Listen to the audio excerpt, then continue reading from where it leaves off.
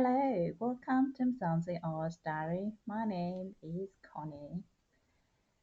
Yeah, we're watching a crisis unfold in one of the most important charities linked to Prince Harry, Sentebale, a small but vital organization doing life-saving work with children affected by HIV in Lesotho and Botswana. But this story isn't just about charity in trouble, it's about deeper pattern that has emerged, how symbolic leadership, identity politics, and elite performance culture can collide with the reality of governance and services. So let's talk about Dr. Sophie Chandauka and why her recent action raised some serious red flags. So Sentebale was founded in 2006 by Prince Harry and Princess of Lesotho. For nearly 2 decades, it worked quietly and effectively, building trust in communities where HIV is still a silent killer and people still have huge stigma about disclosing their HIV status to get treatment. But recently, its leadership was turned upside down.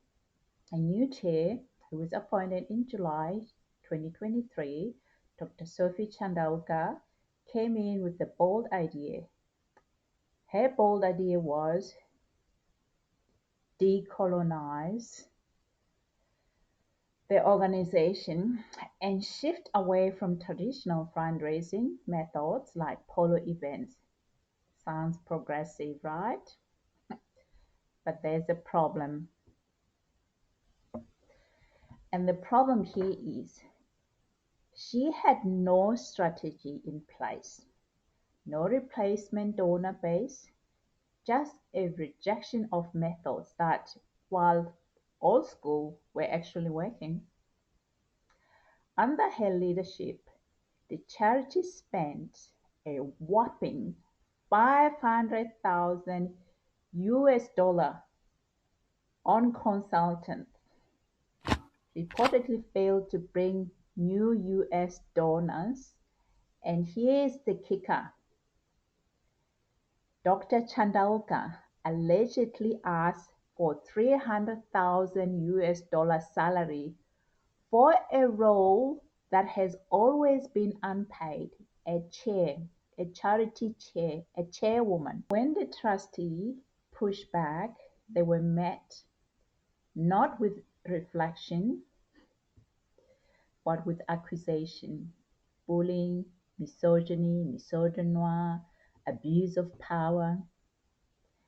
And the long-serving trustee publicly stated they had seen no abuse or racism, of course not, and yet the charity has now lost most of its leadership, including Prince Harry.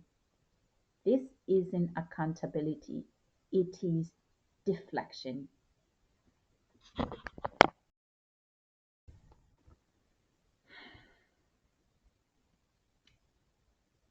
So Dr. Chandauka says she's been harassed for speaking out, but let's look at this allegation closer and the pattern behind this.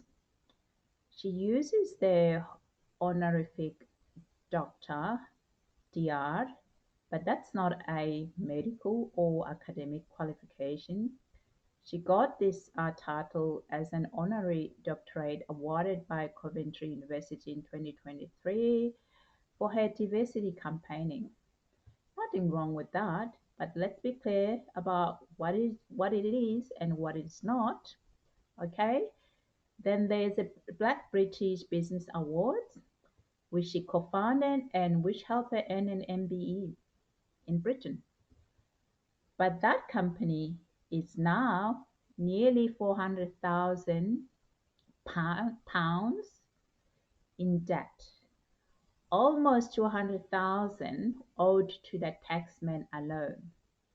She quietly resigned as a director in 2023, assuming to take this chairman role as, offering her a chairmanship role as a chairwoman for Sentebale. And in USA, she launched a company called Nandi Life Science. She described as a company creation vehicle that supposedly raised over $50 million or American dollar since 2023. But here's the thing, there is no public record of that money, no financial statements, no clients list, nothing to back her claim.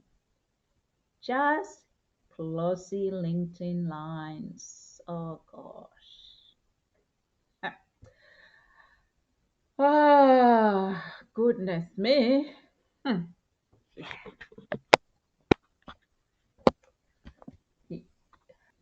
This isn't about individual like Dr. Chandauka.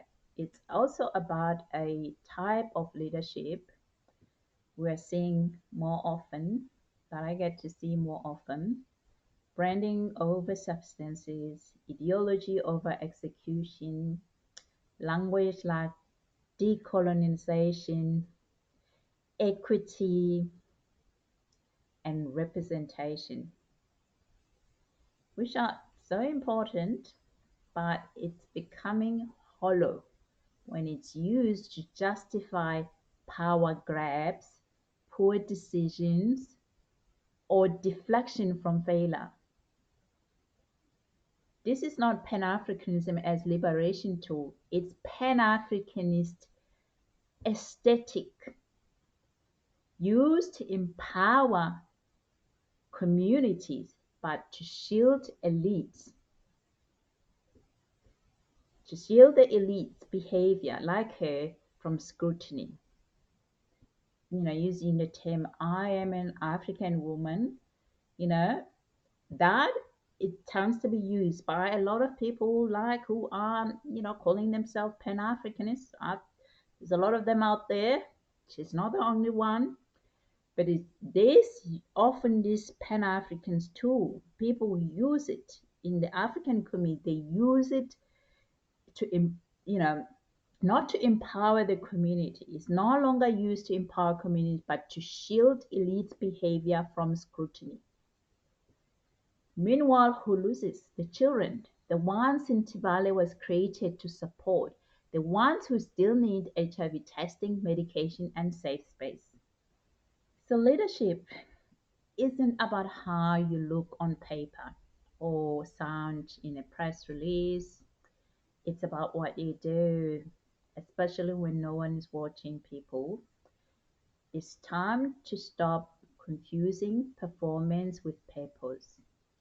Dr. Sophie Chandauka may see herself as a reformer, but her actions have left once respectable charity in turmoil.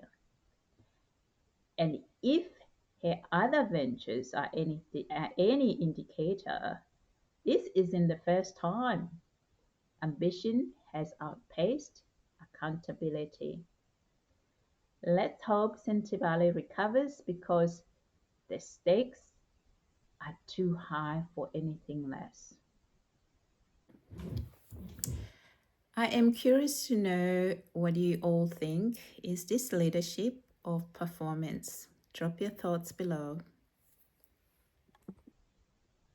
Thank you guys for listening.